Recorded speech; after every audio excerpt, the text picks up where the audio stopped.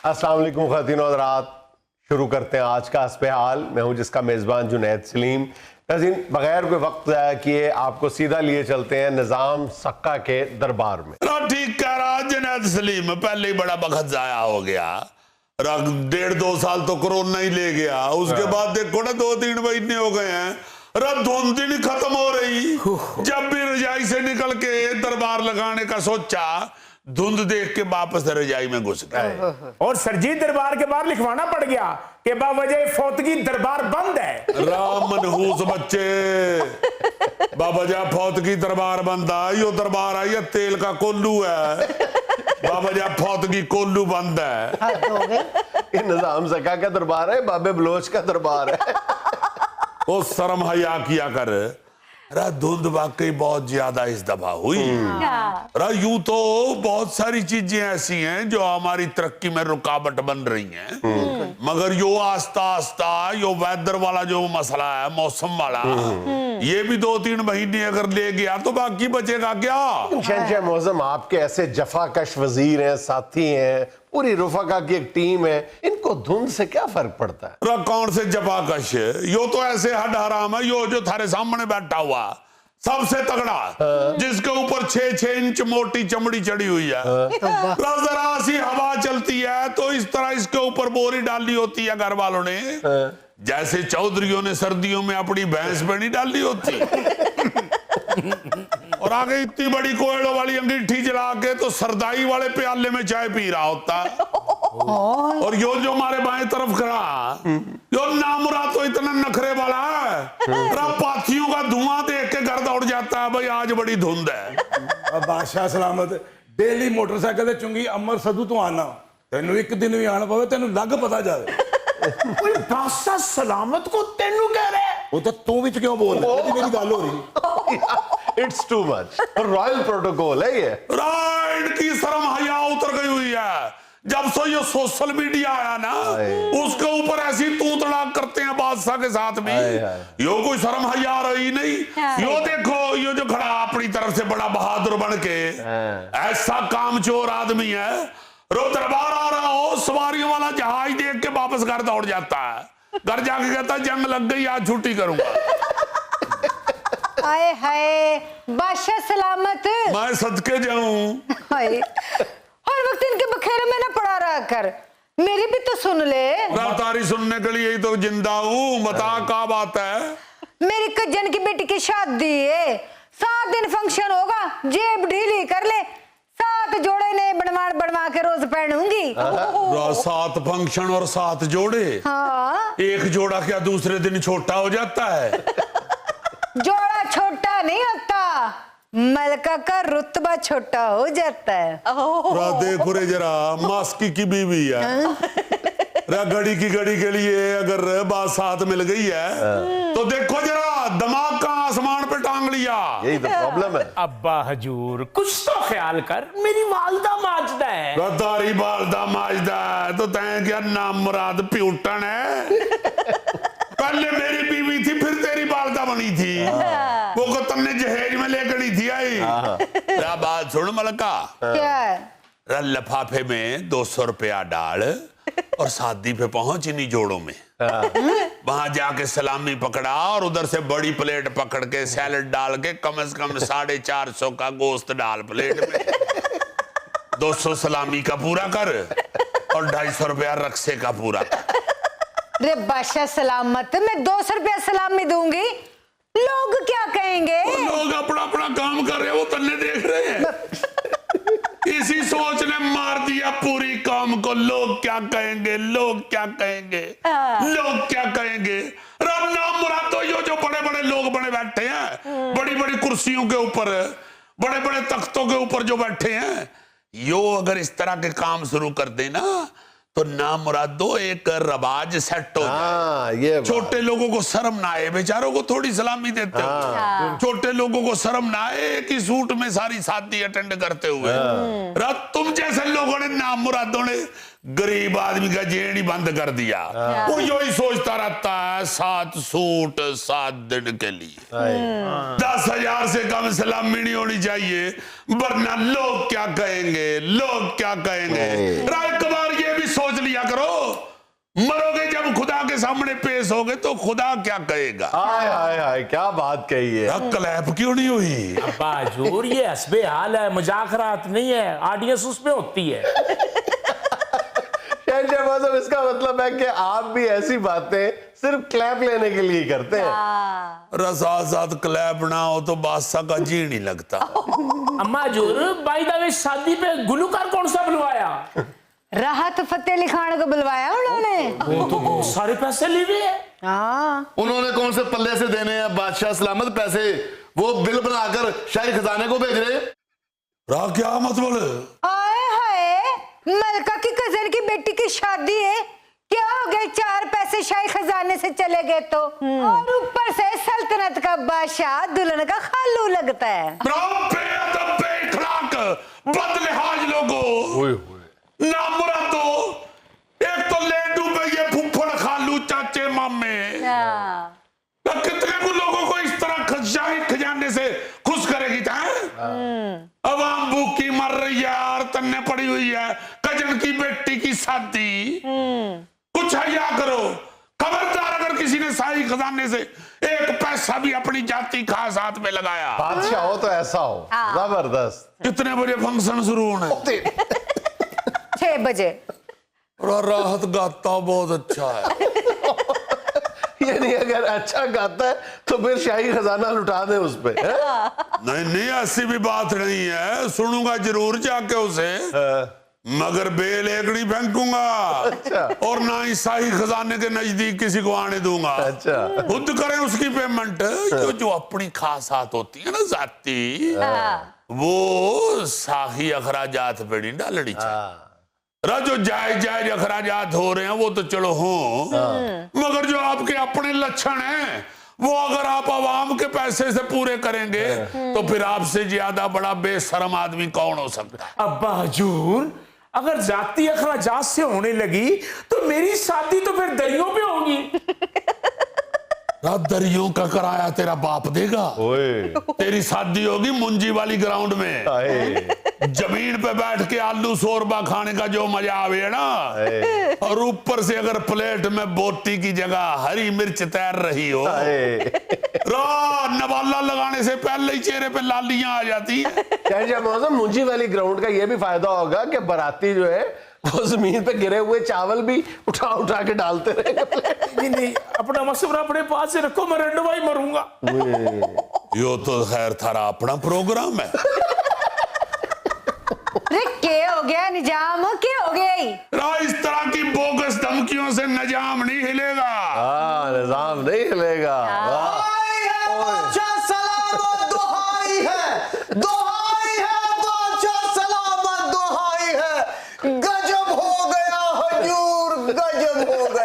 कहां पे गजब हुआ? आलिया पेट्रोल पंपों पे गजब हो रहा। 2 माह में 5 दफा पेट्रोल का रेट बढ़ गया हजूर। तो तन्ने क्या, तन्ने तो सिगरेट वाले लाइटर में ही पेट्रोल डलवाना होता है। जी कैसे रहा जैसे तन्ने मर्सिडीज एस क्लास रखी हुई है। अवामुन्नास की तरफ से आया हूँ हजूर। महंगाई की वजह से अवाम का बड़ा बुरा हाल है आलिया। तो तुम अवामल नास के मामू लगते हो। अवामल नास का शोर ऐसे में जा रहे हो जैसे तुम एमएनए हो। ओ हजूर, एमएनए लोगों को तो पड़ी है सेनेट के इलेक्शन की, उनको क्या अवामुन्नास जिए या मरे। बड़ी जबरदस्त सियासी बसीरत है। फरियादी कम और डॉक्टर हसन अस्करी ज्यादा लग रहा है मुझे। इसे उरे बिठा लो, फिर मैं उधर खड़ा हो जाता हूँ। नहीं नहीं ना ना हजूर, हमारे सर का ताज तो आप ही हैं। यो ही तो कम खराब होता है। पागल सा बंदा हम सीट पे बैठा लेते हैं, अक्लमंद बेचारे मिन्नतें करते फिरते। हजूर 5 दफा रेट बढ़ा पेट्रोल का, 5 दफा। राह किस लिए बढ़ता जा रहा पेट्रोल का रेट? हजूर जिससे भी पूछो वो बोल रहे हैं कि आलमी मंडी में बढ़ रहा हो।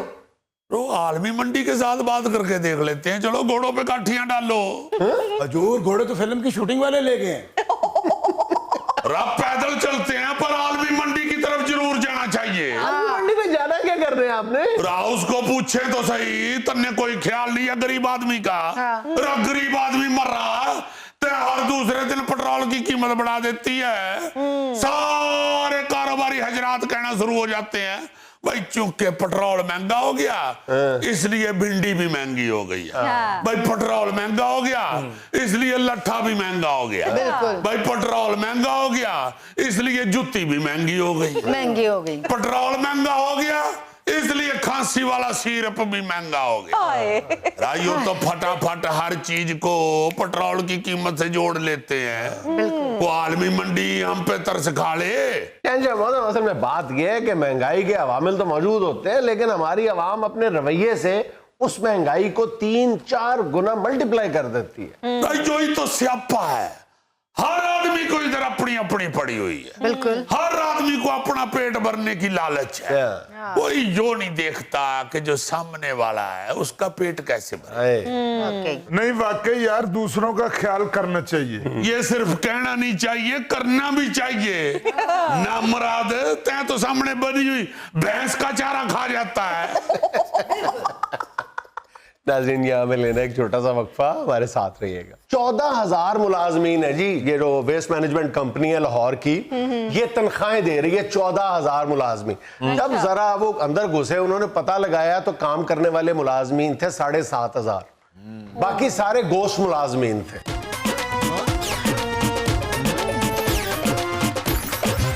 भाईजान पिछले कुछ अरसे से हम सुन रहे हैं कि लाहौर में जो कूड़े करकट के ढेर हैं जी, ये शहरियों की जिंदगी इन्होंने अजीरन की हुई है। जिस तरह काफी वक्त गुजरने के बाद हमारे वजीर आला साहब को होश आता है कि जनाब इसका नोटिस लें और इसका कोई तदारक करें, तो बड़ी तारीख भी दे देने के इस तारीख तक हो जाएगा। पता नहीं लाहौर किधर ना रखे है। अच्छा, उस पे उन्होंने मियां असलम इकबाल साहब की फिर अल्टीमेटली जिम्मेदारी लगाई थी कि जनाब ये लाहौर में जो सफाई का निज़ाम है इसको बेहतर किया जाए। तो मेरा ख्याल कोई 50-55 हज़ार टन कूड़े के ढेर लगे हुए थे शहर के मुख्तलिफ इलाकों में। तो उन्होंने बहरहाल दिन रात एक करके जैसे तैसे भी है पकड़ पकड़ के ओवर टाइम लगवा के खुद स्पॉट्स पे जा के किसी ना किसी तरह उन्होंने कोई 80-90% जो कूड़े के ढेर थे वो खत्म करवा दिए थे। लेकिन वो चीख के कह रहे थे कि भाई उतना ही रोजाना कूड़ा भी जमा हो रहा है। अब इस फिनोमेना को थोड़ा सा समझने की जरूरत है कि असल में ये प्रॉब्लम है क्या और इसके पीछे कौन कौन से माफियाज काम कर रहे हैं जी। अब बात ये है कि 2009 में लाहौर की सफाई का जो टोटल खर्चा था, बजट था, वो था 1 अरब रुपए सालाना, 1 अरब को 5-10 करोड़ रुपए, ठीक है। अब अचानक 2011 में सिर्फ 1 साल के बाद वो खर्चा जो है वो 1 अरब से 2 अरब नहीं, 3 अरब नहीं, 4 अरब नहीं, 5 अरब नहीं, 6 अरब रुपया कर दिया गया जब वो तुर्क कंपनियों को ये ठेका दिया गया। अच्छा, उन्होंने शुरू में जनाब बड़ी एफिशिएंसी दिखाई, मॉडर्न मशीनरी नजर आई, बेहतरी भी नजर आई। उन्होंने घरों में काले शॉपिंग बैग्स भी दिए, तकसीम किए। वो आज इस इलाके में लोगों ने कहा जी बड़ी, वो 1.5 साल के बाद ना वो काले शॉपिंग बैग नजर आए, ना वो मशीनरी सफाई करती हुई नजर आई। आहिस्ता आहिस्ता काम खराब होना शुरू हो गया। अब देखो इसके पीछे माफियाज काम क्या कर रहे हैं, जो अब पंजाब गवर्नमेंट जो है जिनसे निमट रही है। ये जब मियां असलम इकबाल साहब की जिम्मेदारी लगाई गई तो सारे उन्होंने पता लगाने की कोशिश की कि मामला है क्या। 14,000 मुलाजमीन है जी, ये जो वेस्ट मैनेजमेंट कंपनी है लाहौर की, ये तनख्वाहें दे रही है 14,000 मुलाजमीन। जब जरा वो अंदर घुसे उन्होंने पता लगाया तो काम करने वाले मुलाजमीन थे 7,500, बाकी सारे गोश्त मुलाजमीन थे। अच्छा, अंदाजा करो तुम। अच्छा, फिर ये क्या करते थे कि इन लोगों ने जब ये इनको पैसे मिलते थे कूड़े के वजन के हिसाब से, तो ये अगर 10 टन कूड़ा है तो उसमें पानी शामिल करके उसको 15 टन करके भेज देते थे। जी यार, ये कूड़ा है कि सब्जी है जिसपे पानी का तरौका लगा उसको वजनी करके इन्होंने करोड़ों रुपए कमाए।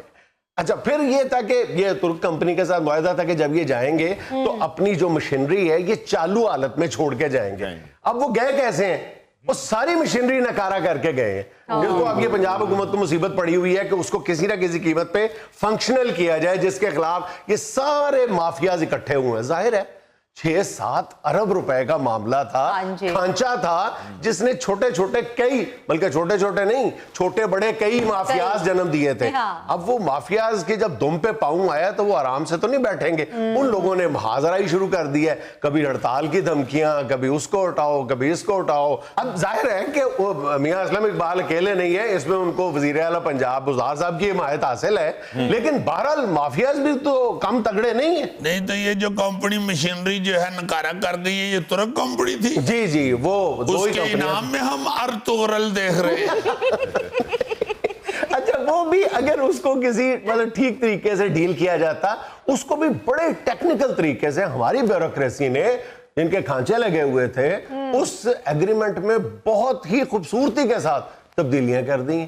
अब तब्दीलियां ऐसे की हैं कि हम कुछ करने के काबिल भी नहीं रहे। अच्छा, फिर इस वायदे में यह शिक भी शामिल थी कि कूड़ा उठा के उसको महज कहीं जाके डंप नहीं कर दिया जाएगा, बल्कि उसको रिसाइकल करके लैंडफिल किया जाएगा, खाली जगहों पे फेंका जाएगा, मुख्तलिफ कामों में लाया जाएगा। लेकिन आज तक जितना कूड़ा उठाया गया इतने वर्षों में, सारे का सारा महमूद बूटी पे जाके डंप किया गया, और उसमें पानी भी शामिल किया गया ताकि उसका वजन बढ़े, ताकि दाम बढ़े। हाँ जी। नहीं तो ये जो लोग सारे इकट्ठे हो रहे हैं इनके खिलाफ माफियाज, इनकी डिमांड क्या है? असल में तो पंजाब हुकूमत ने मियां असलम इकबाल को आगे करके ये दावा किया है, और वो करने की कोशिश भी कर रहे हैं कि ये जो अखराजात हैं जो 14 अरब रुपए तक जा पहुंचे हैं, 6 अरब रुपए में 2011 में ठेका दिया गया था, आज वो अखराजात बढ़ के 14 अरब तक पहुंच गए। 2009 में 1 अरब था, जो 14 अरब तक पहुंच गए। इन्होंने ये ऐलान किया है कि हम कम से कम इन अखराजात को कम करके वही पुराने जो है 2011 तक की 6 से 7 अरब तक लेके आएंगे। अब जाहिर है कि जब वो 6-7 अरब का कट लगेगा तो चीखें तो निकलेंगी। हाँ जी। अब प्रॉब्लम ये आ रही है कि ये लोग जो है ना, ये कहते हैं कि इन ठेकों को लोकलाइज कर दिया जाए, मुख्तलिफ काम जो है ना वो हमारी मर्जी से, हमारी मर्जी के ठेकेदारों को दे दिए जाए। ठेके तो यहां तक थे कि ये जो गोश्त मुलाजमीन थे ना, इनकी फराहमी के लिए भी कंपनियां कायम की गई थी कि हुकूमत को ये लोग यानी स्वीपर्स भर्ती करके देंगे, वो भी पैसे कमाते थे। अब उन पर भी पाबंदी लगाने की कोशिश की जा रही है, तो फिर जाहिर है कि सूरत हाल तो ऐसी निकली। 8-9 अरब रुपया तनख्वाहें बढ़ दी हैं। नहीं, यही तो बता रहा हूं कि तुर्क कंपनियों के साथ इब्तदा में 2011 में 6 अरब रुपए का ठेका किया गया था, जो 1 साल पहले 1 अरब का था, वो अब 6 अरब रुपया बढ़ के 14 अरब हो गया हुआ है।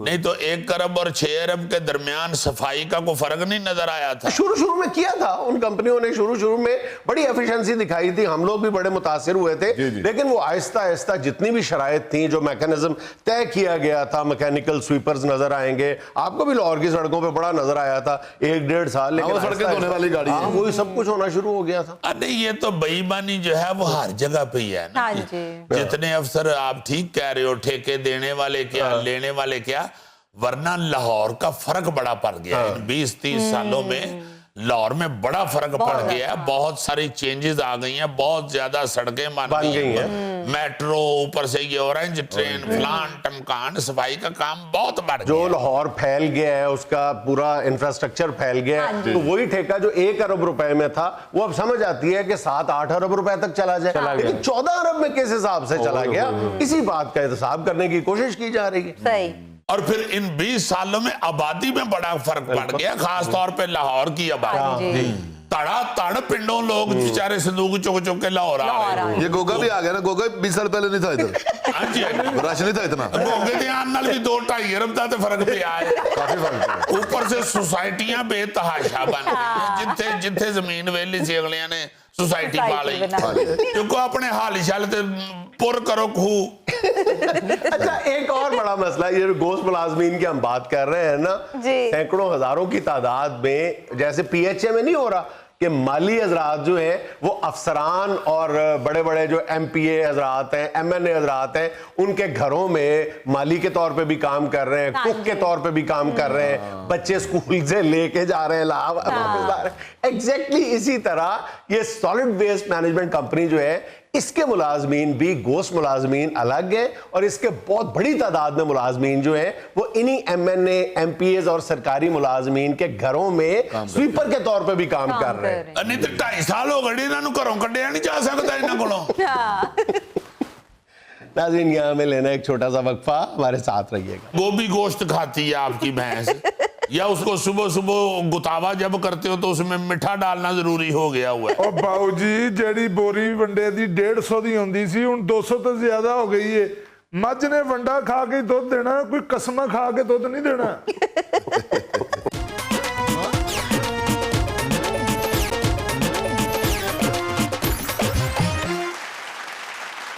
नाज़रीन, गुज़िश्ता 2 माह के दौरान कराची में दूध की कीमतों में कमोबेश 45-50 रुपए का इजाफा हो चुका है, जिससे आवाम शदीद परेशान है। आइए इन 2 गवालों से पूछते हैं इस महंगाई की वजह क्या है। भाई साहब एक बात तो बताएं, गैस महंगी हो, बिजली महंगी हो जाए, पेट्रोल महंगा हो, आटा दाल चीनी सब कुछ महंगा हो जाए तो आप लोग हुकूमत को कोसते हैं। अगर दूध महंगा हो जाए तो आप हमें बुरा भला कहने लग जाते हैं। आपसे पूछेंगे ना, आप दूध फरोश हैं, सरकारी रेट कुछ और है, आप कुछ और चार्ज कर रहे हैं, इसलिए आपसे पूछा जा रहा है। देखो भाई, जब इर्द गिर्द सारी चीजें महंगी हो गई हैं तो दूध क्या महंगा नहीं होगा? ओ यार, सारी चीजें महंगी होने से दूध पे क्या असर पड़ा है, यही तो पूछने के लिए बुलाया। आपकी भैंस पेट्रोल पे चलती है या उसे गैस पे कराया हुआ है, या वो गोभी गोश्त खाती है आपकी भैंस, या उसने रोटियां खानी शुरू कर दी हैं, आटा भी महंगा हो गया है, या उसको सुबह सुबह गुतावा जब करते हो तो उसमें मिठा डालना जरूरी हो गया हुआ है। ओ बाऊ जी, जेड़ी बोरी वंडे दी 150 दी होंदी सी, हुण 200 तो ज्यादा हो गई है। मझ ने वंडा खा के दुध देना, कोई कसमा खा के दुध नहीं देना।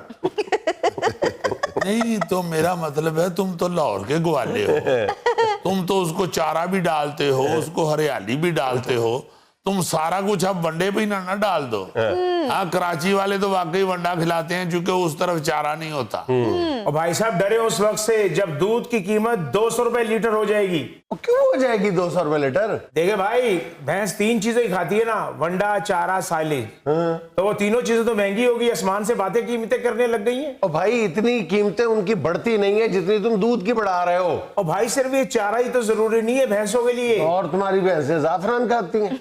भाई साहब, भैंसों की कीमत तो देखो कहां तक चली गई है, और लेबर की कीमत आप ये देखें। दूसरा, आपने शहर से बाहर निकाल दिए भैंसे, ट्रांसपोर्ट का जो खर्चा होता है, पेट्रोल का जो खर्चा होता है कि दूध यहां से वहां पहुंचाना है, वहां से कहीं और पहुंचाना है। और बाऊ जी, चंगे डंगर लभण नहीं डे। जेड़ी मझ 1.5 लाख रुपए दी मिलदी सी, हुण 2.5-3 लाख रुपए दी मिलन डई है। उत्तों दुध की डिमांड वधदी जा रही है, डंगर घटदे जाण डे ने, ते दुध नाले बाऊ जी जानवरां कोलों ही लेना, किहड़े बोर्ड दे कोलों लेना है। नहीं तो ये सारी चीजें जो आप बता रहे हैं, डंगर महंगा हो गया, चारा महंगा हो गया, ट्रांसपोर्टेशन बढ़ गई है, ये सारा कुछ मेरे दोस्त क्यों हमें बेवकूफ बनाने के लिए सुना रहे हो? ये सारे अखराजात जब जितने जितने आपके बढ़ते जाते हैं, उतना उतना आप दूध में पानी बढ़ाते जाते हैं। आपने तो आराम से अपने पैसे बराबर कर लेने होते हैं। ऊपर से जो गवर्नमेंट है वो जो रेट लिख के लगाती है, मेरा ख्याल है कराची में रेट जो है सरकारी वो 94 रुपए, 94 रुपए, बिल्कुल। हाँ, तो बेचते ही 140-150 तक। और मेरे भाई 94 रुपए वाला भी पड़ा हुआ है, लेकिन आप हमारी लागत देखें तो हमें 140 का ही पड़ता है। अच्छा, ये भी एक अजीब फिनोमेना है कि मुल्क भर में जितने भी दूध फरोश हैं, उन्होंने डीसी रेट वाला दूध भी रखा होता है, और वो कहते हैं ये है कि जनाब बेशक ये ले लें, इसमें पानी मिला हुआ है, अगर खालिस लेना है तो फिर ये रेट होगा। ते बाऊ जी, सरकार साडे कोलों पुछ के रेट वधाए ना। आपसे पूछेंगे तो आप तो कह देंगे जी 500 रुपए लीटर होना चाहिए। और बाऊ जी, जेड़े बंदे डेयरी ते रखे ने, उन्हां दा खर्चे नहीं पूरा हुंदा। नहीं तो फिर क्यों रखे ने जो खर्चा नहीं पूरा होता थे? सारा मलामलू के झूठ ना तो ये सुना के चले जाते हैं। यार खुदा के वास्ते जाने दो, थोड़ा सा लिहाज करो। ठीक है, महंगाई हो रही है, मगर जिस कदर दूसरी चीजें बढ़ती हैं उस कदर ही आपको कीमत बढ़ानी चाहिए। चारा अगर 10 रुपए बढ़ता है, आप दूध की कीमत किलो पीछे 20 रुपये बढ़ा लेते हैं। अब ये तो नहीं ना कि मझ चारे का सुन के महंगा हो गया तो डबल खाना शुरू कर देती है। हर चीज की कीमत बढ़ने के साथ ही इन्होंने किलो पीछे जो कीमत है ना वो बढ़ा लेना। और कोई एक खर्चा होवे ते तुहानू दसीए ना, आज जिन्नी ठंड पै रही है, अब मझ नू गुड़ ना खवाइए ते अपने पैरां ते नहीं खलोंदी। अच्छा, फिर मझ नू गुड़ खवांदे अपना भी दिल कर पैंदा। ए असल खर्चा तेरा। मझ ते हट जाती, खांदी ये नहीं हटता। मझ तो चलो 1-2 पेसियां खा के चुप कर रही है। नहीं, ये तो खैर भैंस के साथ वंडा और साइलेज खाते हुए भी शरीक हो जाता है। जुनैद साहब मैं सीरियस बात कर रहा हूँ। देखें, एक तो दूध की कीमत बहुत है, एक दूध खालिस नहीं है। बिल्कुल। खुदा के लिए कुछ करें, नहीं तो मेरे जैसे लोग मर जाएंगे। ये 25 साल पहले दूध असली था ना, ये गाल मेरे सुर्ख थे तब। अभी आपने बात शुरू करने से पहले कहा मैं सीरियस बात करने लगा। सीरियस नहीं। अच्छा तुसी भाई जी सर्दियों का खर्चा गुड़ सुना देता है, ये सारा साल ही सर्दियां रहती हैं। 2 महीने जड़ी सर्दी होती है गुड़ वाली, वो तो चलो लंघ गई, आगे जाके फिर गुड़ के पैसे मुस्तकिल ही दूध की कीमत में डाल लेते हो। ਉਹ ਬਾਊ ਜੀ ਅੱਗੋਂ ਆ ਜਾਣੀਆਂ ਨੇ ਗਰਮੀਆਂ, ਸਾਨੂੰ ਹੋਰ ਸਿਆਪਾ ਪੈ ਜਾਣਾ। 1 ਘੰਟਾ ਦੁੱਧ ਨਾ ਵਿਕੇ ਤੇ ਦੁੱਧ ਫਟ ਜਾਂਦਾ ਹੈ। हेलो, अब बंदा इसे ये भी नहीं मशवरा दे सकता कि चिल्लर खरीदो, इसने फिर चिल्लर के पैसे भी दूध की कीमत में डाल लेने। ਉਹ ਗੱਲਾਂ ਤੇ ਭਾਈ ਜੀ ਤੁਸੀਂ ਕਰਦੇ ਹੋ, ਸਾਰੇ ਦੁੱਧ ਵਾਲੇ ਰੇੜੇ ਤੇ ਫਿਰਦੇ ਸੀ, ਹੁਣ ਸਾਰਿਆਂ ਕੋ ਕਾਰਾਂ ਜੀ। आते वही है, गाड़ी में बैठ के भी कर रहे होते हैं तक तक तक तक तक तक। नहीं, मेरा मतलब है कि किसी तरीके के साथ कीमत बढ़ाएं। चलो सारी दुनिया में बढ़ती है, मगर खाने पीने की चीजों पे तो हाथ हौला रखें। मुझे अच्छी तरह याद है इंग्लैंड में, अमेरिका में खाने पीने की चीजें जो है ना, ये 20-25 साल पहले भी जहाँ पे थी, उससे हमें थोड़ा बहुत रत्ती को फर्क पड़ा है। हाँ जी। यहाँ पे तो मुसीबत ही पड़ जाती है हर साल ही। मेरे भाई आप लोग यहाँ बैठ के बातें कर रहे हैं, यही बात अगर आप हुकूमत से करें, गवर्नमेंट से करें कि जो वनडे में चीजें डलती है उसकी ड्यूटी कम कर दें। जब ड्यूटी कम होगी तो वनडे की कीमत कम होगी, जब वनडे की कीमत कम होगी तो ऑटोमेटिकली दूध की कीमत कम होगी। ਅੱਜ ਕੋਈ ਇਹੋ ਜਿਹਾ ਤਰੀਕਾ ਸੋਚੋ ਜਿੰਨਾ ਬਾਊ ਹੁਣਾਂ ਦੀਆਂ ਤੇ ਗੱਲਾਂ ਲਾਲ ਹੋ ਜਾਣ। नाज़रीन, यहाँ में लेना एक छोटा सा वक्फा, हमारे साथ रहिएगा। मेरा ख्याल है कि हुकूमत को कोई प्लान करना चाहिए। लाहौर के अंदर मुख्तलिफ लाइब्रेरियां, बहुत बहुत बड़ी लाइब्रेरी हाँ जी, है अभी। मौजूद हैं, मगर और बहुत सी होनी चाहिए। फिर इन शायरों अदीबों के बैठने के लिए वहां पे जगह होनी चाहिए। अच्छा जी, बड़ा ही मशहूर फिक्रा है जिन्हें लाहौर नहीं वेखिया जमिया ने। हाँ जी। और ये भी बड़ा मशहूर फिक्रा है नई रीसा शहर लाहौर दी। ये इस तरह के जो फिक्रे हैं या इस तरह की जो एजाजात लाहौर को मिले हुए हैं, उसमें बहुत सारे अवामल शामिल हैं। उसमें मेरा ख्याल है सबसे खूबसूरत जो अमल है ना जी, वो ये है कि लाहौर अदब का शहर है। हाँ बिल्कुल, तालीम का। और उस पे मोहर लगाई है यूनेस्को ने। यूनेस्को ने इसे अदबी शहर करार दिया है, और पूरी दुनिया के ऊपर कोई 39 के करीब अदब के, लिटरेचर के शहर, अदब के गहवारे, हाँ, गए हैं, उसमें लाहौर भी शामिल है। और नो डाउट लाहौर जो है ना जी, वाकई ये अदब और सकाफत का गहवार है। बिल्कुल। क्या बात है, ऐसा बड़ा अदीब और शायर यहाँ पे पैदा हुआ है, और जो नहीं भी पैदा हुआ वो अपने शहर से हिजरत करके यहाँ आया। उसने अपना मस्कन लाहौर को अल्टीमेटली हाँ जी, बनाया। जब तक ये सियाना समझदार बंदा क्रिएटर जो है वो लाहौर नहीं ना पहुंचा, उसकी क्रिएशन लोगों के सामने आई नहीं। पाक टी हाउस का मुकाबला दुनिया में किसी भी जगह से किया जा सकता है अदब की खिदमत के हवाले से। हाँ जी, हाँ जी, हाँ जी। और फिर पाक टी हाउस के अलावा आप देखो ना जी, अल्लामा इकबाल सियालकोट से आए, आके इधर कमरा ले लिया। फिर अहमद नदीम कासमी साहब लाहौर पहुंचे तो कासमी साहब बने। जी फिर फैज अहमद फैज साहब, वो यहाँ पे लाहौर में आए, सियालकोट से लाहौर आए। हाँ जी, हाँ जी। फिर लाहौर के बेशुमार, मतलब सारे अब लाहौर के ही गिने जाते हैं। वासफ अली वासफ, हबीब जालब, मियां तोफैल साहब, बानो कुदसिया, अकबर सज्जाद, आगा शोरश कश्मीरी, फिर हनीफ रामे, इशफाक अहमद, नासर काजमी, ए हमीद, उनीस नागी, फिर खदीजा मस्तूर, फिर हाजरा मसरूर, फिर मिर्जा अदीब, यूनस अदीब, फिर अमृता प्रीतम, इंतजार हुसैन, मुस्तंसर हुसैन तारड़, यार अमजद इस्लाम अमजद, यूनस जावेद, कोई एक बंदा है यार उर्दू अदब का मोतबर तरीन नाम जुनैद सलीम, उकाड़ा से लाहौर आ गए। लाहौर के अदब को 4 चांद लग गए। मैं कहता हूं जी कि क्या मेरा बात है ख्याल कि है बाद आगे तुसी गुफ्तगू भावे करें। सेगमेंट बंद कर दियो। सेगमेंट भावे बंद कर दियो, चूंकि मजाक च पै गई है ना गल। ओ भाई हले तारक अजीज साहब रहंदे ने, हले डॉक्टर फकीर मोहम्मद फकीर, फिर मुन्नू भाई साहब, फिर अताउल्ला कासमी साहब रहते हैं, फिर अपना असगर नदीम सैयद साहब, तू अपना जुनैद सलीम पहले में तोड़ ले। 2 मिनट साह नहीं लेता। मेरी बात सुनो। आज की दुनिया का दस्तूर ये है कि अगर अपना नाम खुद ना लो तो कोई दूसरा नहीं लेता। यार ठीक है, मैं आना कि तू मेरा नाम ले आकर मैं तेरा नाम ठीक है, और क्या चाहिए अपने मुंह बुरा लगता, कहो जी जी। यार, अजीजी से बड़ा रन मुरीद कोई नहीं। ते लो जी, जुनैद सलीम तो बड़ा बेवकूफ कोई नहीं, फिर सीधे ही हो जाए। हमारे आपस के जो इख्तलाफात है ना, उससे ये बड़े अदीब फायदा उठाते हैं।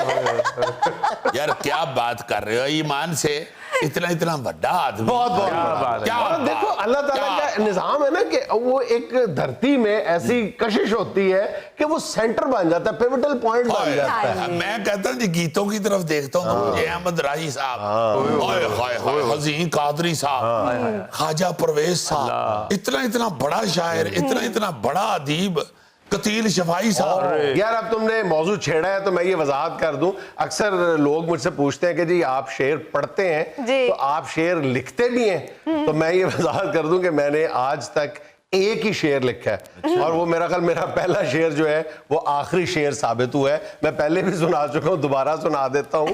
किसी की बेवफाई का क्या ये कम प्रूफ है, किसी की बेवफाई का क्या ये कम प्रूफ है, आपका मतलूबा नंबर दूसरी लाइन पे मसरूफ है। लो जी लो। यार मैं कहना ये चाहता हूँ कि जो इतने इतने बड़े शायर अदीब आए हैं लाहौर में जी, और वो पाक टी हाउस को हम याद करते रहते हैं, उसे ही रोते रहते हैं। मेरा ख्याल है कि हुकूमत को कोई प्लान करना चाहिए।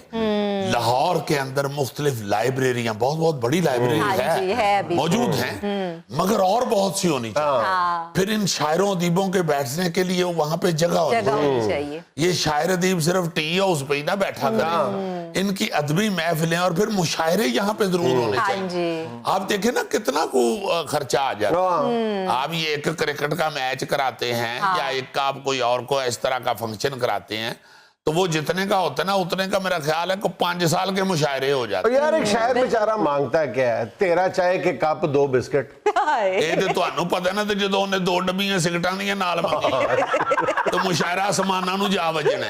तो शायर कढ़ाई बारबेक्यू नहीं खाते? ਉਹ 100 ਚੋਂ 2-3 ਹੀ ਖਾਂਦੇ ਨੇ, ਬਾਕੀਆਂ ਦੇ ਤੇ ਦੰਦ ही हिले ਹੁੰਦੇ। आमद शुरू ही उस वक्त होती है जब दंद हिल जाए, ये याद रखना। जो मशहूर होने वाला शेर होता है ना, वो पके दंदों के साथ मुंह से निकलता ही नहीं, वो हिले हुए दंदों से निकलता है। तो बात ये है कि अगर आप इसको अदब का शहर कह रहे हैं या मान रहे हैं या गिन रहे हैं, तो खुदा के वास्ते यहाँ पे वापस वो सारी रौनकें अदबी आनी चाहिए। ये आपकी आर्ट्स काउंसिलें हैं, ये आपने गवर्नमेंट के हथे चढ़ा के इनका बेड़ा गर्क कर दिया। मैं खुदा की कसम कराची आर्ट्स काउंसिल में गया हूँ, वहां पे फनकार आर्टिस्ट वो काउंसिल चला रहे हैं और इतनी खूबसूरत चला रहे हैं, और सदके जाऊं मैं सिंध हुकूमत के, खुदा की कसम मैं सलूट करके आया हूं उनको। वो एक बड़ा बजट उनको देते हैं और उस वो बजट के साथ वहां पे अदबी और सकाफती प्रोग्राम करते हैं। यहाँ पे सारे सरकारी मुलाजम अंदर घुसा के कमिश्नर डीसी के अंडर कर दिया है, मुलाजमीन यहाँ पे सरकारी रख दिए हैं, बेड़ा गर्क कर छोड़ा है। ईडी यहाँ पे बिठाया हुआ है, अधे ईडी जो है वो मेज के नीचे शराब की बोतल रख के यहाँ पे नौकरी करते हैं। हमसे कौन सी बात छुपी हुई है, बेड़ा गर्क करके चले गए हैं और कर रहे हैं मजीद। इसको यार आर्टिस्टों के हवाले करो, आर्ट्स काउंसिल के, यहाँ पे वो इलेक्शन करा के अपने प्रेसिडेंट वाइस प्रेसिडेंट अपनी कमेटियां बनाएं, अपनी आर्ट को प्रमोट करें। इसको गवर्नमेंट के और सरकारी अफसरों के और ब्यूरोक्रेट्स के हथे चढ़ा के आपने बाकी सारे मुल्क की तरह सकाफती जो मराकज है उनका भी बेड़ा गर्क कर दिया। नाज़रीन, ये था आज का हस्बे हाल, और आज की छोटी सी बात ये कि अपनी उम्र और पैसे पे कभी एतबार न करें, क्योंकि जो चीज गिनती में आ जाए वो जल्द खत्म हो जाती है। खुश रहें, खुश रखें। आपसे मुलाकात होगी इंशाल्लाह कल। अल्लाह।